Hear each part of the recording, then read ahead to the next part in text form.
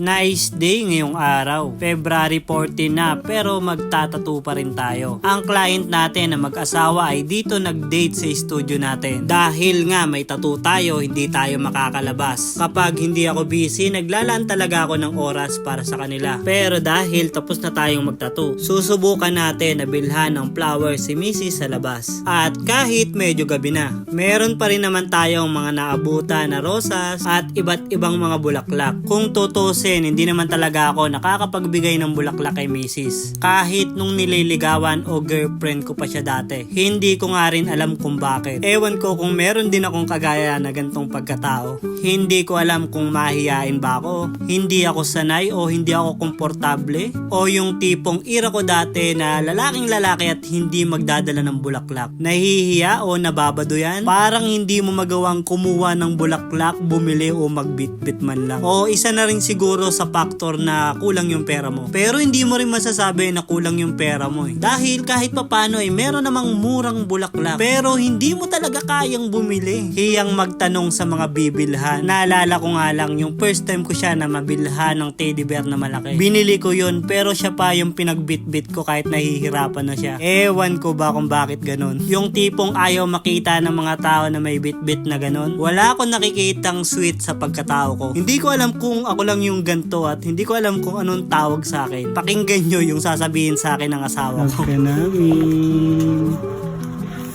Ganyan ka, may sakit ka ba? Love ka namin.